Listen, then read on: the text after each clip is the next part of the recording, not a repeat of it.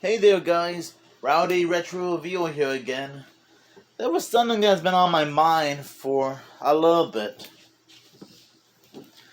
Scooby-Doo crossovers. We have seen Scooby in the game team up with all sorts of fictional characters in movie, TV show, and comic book form. Rather it's a TV show, like Scooby-Doo and Guess Who, for example.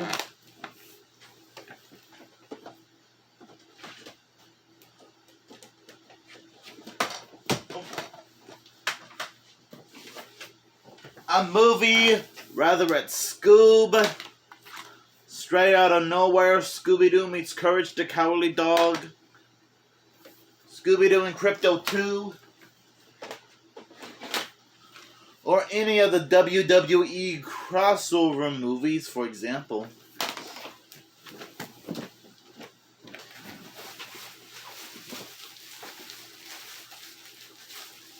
Or even a comic book series. Like Scooby-Doo Team Up, for example. Now you might be wondering why I'm suddenly talking about this. Well, not gonna lie, I've been so fascinated about Scooby-Doo teaming up with all sorts of fictional characters and real-life celebrities for years. Rather it's Sonny and Cher, Sandy Duncan, Ricky Gervais, the Kiss, the Rock and Roll Band, Courage the Cowardly Dog, Speed Buggy, Jabberjaw, Frankenstein Jr., The Impossibles, Johnny Bravo, Courage the Cowardly Dog, and more. Now this will go back as far as 1972 with the new Scooby-Doo movies, which kind of kickstarted the whole Scooby-Doo crossovers legacy. And that was like 42 years ago. So I'm guessing this year would have been the 42nd anniversary of the new Scooby-Doo movies. Because like I said, that pretty much kickstarted the whole Scooby-Doo crossover legacy. Now, I know that most people are starting to get a little bit tired of Scooby-Doo crossing over with all sorts of celebrities and fictional characters, but for me, I never actually had a problem with this. Because if you know me, I've always been very fascinated with these type of crossovers, you know? A big example of that is when Mystery Inc. made a few guest appearances on Teen Titans Go. Those being Cartoon Feud, the intro episode, and the 100th anniversary of Warner Brothers episode. Because not only the Scooby and the gang are in it, along with some of the monsters like the Creeper, Charlie the Haunted Robot, and the Witch Doctor, but other characters in the Warner Brothers library like Wizard of Oz, Gremlins, Yogi Bear, DC, Looney Tunes, Powerpuff Girls, Dexter's Layup, Johnny Bravo, Jabberjaw, and many more. So that's kind of an example, and I guess that technically counts as a Scooby-Doo crossover, since they are in that episode. So, are these crossovers starting to get a little bit old and repetitive, and a bit redundant?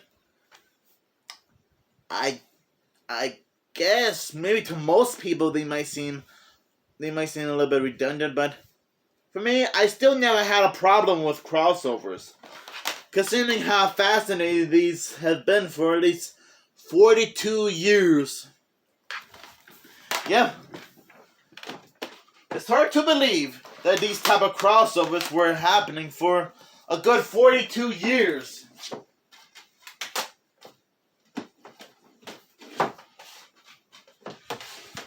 And I guess we should be thanking this new Scooby-Doo movies for that. Since, to be fair, it's like I said, the show technically did kickstarted the whole crossover legacy. Okay, and I guess Scooby-Doo in the game making a few cameo appearances in other media might count as crossovers. Okay, maybe to you guys it doesn't. I'm just saying. A perfect example of that is Matthew Lillard, Shaggy and Scooby making a cameo appearance in Looney Tunes Back in Action, when when Shaggy and Scooby are arguing with Matthew Lillard about his portrayal as Shaggy in the live-action movie. And Scooby and the gang in the design from the 2020 film Scoob also made a background appearance in Space Jam 2: New Legacy, which I still enjoy a lot, along with other WB characters that do show up during the basketball event. So that's kind of an example of what I mean. Okay, maybe to you guys, making a cameo does not technically count as a crossover per se, which that is true. But I'm just trying to prove a point here. And there have been so many crossovers over the past 42 years that is very, very hard to keep track of, you know? I'm sure that somebody out there might have made like a list of Scooby-Doo crossovers, whether it's canon to the Scooby-Doo franchise or a different type of franchise in general when you think about it. Which admittedly makes perfect sense when you think about it. Now, I never had a problem with crossovers, especially with Scooby-Doo, because like I said before in this video, there are just so many fictional characters and real-life celebrity that Scooby-Doo keeps running into, you know? Whether it's technically canon or not.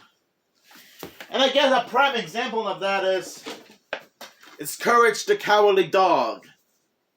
Because when we found out about this back in late 2019, as well as seeing the trailer for this film back in 2021, everyone was very, very excited to see Scooby-Doo and the gang team up with an old school Cartoon Network character. Which you gotta admit, that is pretty neat when you think about it. And yes, I already did a review of this film a while back, so I'm probably not gonna go into much detail since you can still check out that video if you want to. But that's still an example of what I mean. And another film that have people been concerned is Scooby-Doo and Crypto 2. Now, we all thought that this film was going to be like a tax write-off, thanks to the no good CEO David Zaslav. Since the other three Scooby-Doo projects, those being Scoob Holiday Haunt, Scooby-Doo and a Haunted High-Rise, Scooby-Doo and the Mystery Pups, sadly became victims as tax write-offs. Despite the fact that 2 out of 3 of them almost were near completion. Okay, make that 1 out of 3 of them. I am referring to Scoob Holiday Haunt. And yes, I guess that technically includes other WB projects like Coyote vs. Acme and Batgirl. You know what, I'm getting a little bit off topic here. I'm getting a little bit off topic since I'm pretty sure everyone else on YouTube has already talked about this. But ever since this film got leaked online back in early 2023, I think it was either February or March. I can't remember. I think it was somewhere in between, either one of those months. This film did get leaked online, which proves that this film was very, very, very lucky that it got saved. And we're also glad that it managed to get like a whole media release soon after, later that year in 2023. So I guess not everything was a bust for the Scooby-Doo franchise. And I'm actually glad that this movie is focused. I'm glad Warner Brothers is at least acknowledging other DC characters rather than having to be like another Batman crossover. Which, to be fair, even though I don't have a problem with Mystery Inc. teaming up with Batman and sometimes Robin a few times, they have been a little bit redundant. You know? So yeah, Scooby-Doo crossovers have been quite an interesting thing in our lives since they've been going on since this show's premiered back in 1972. Now this show does include a lot of recognizable celebrities and fictional characters like Sonny and Cher, Davy Jones, Josie and the Pussycats, Don Knotts, the Three Stooges, and more. And not gonna lie, I also did a video recently about how Scooby-Doo team-up should be revived, which isn't a bad thing when you think about it. Because like I said, Scooby-Doo and Guess Who was like a sort of like a modern reboot to the new Scooby-Doo movies, you know? Which I know them.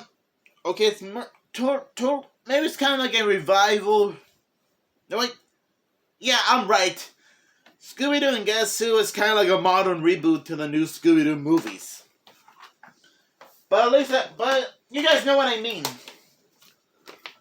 I did make a video about how I wish that Scooby-Doo team-up did get a revival at some point. Because there are like so many other fictional characters that would have been great to appear in Scooby-Doo team-up if it got revived. You know, like include other DC and Hanna-Barbera characters like Static Shock, Squiddly Diddly, and Great Bay, for example. And maybe include some Cartoon Network characters like Johnny Bravo, Secret Saturdays, Steven Universe, Juniper Lee, and Ed, Edd and Eddy, and the Powerpuff Girls, for example. So I'm guessing I'm sort of thinking of ideas of how these Scooby-Doo crossovers can somewhat continue on. I mean, I think sometime around earlier this year, we did find out about Scooby-Doo Gremlins Get Away, and how it's probably meant to be like, maybe a possible crossover with Joe Dante's Gremlins. Which I will admit, that would still be cool to see if we got more info on how it will work. So, yeah. Even though we still don't know much about how Scooby-Doo Gremlins Get Away will work, it can still be possible considering how Warner Brothers owns the rights to Scooby-Doo and Gremlins.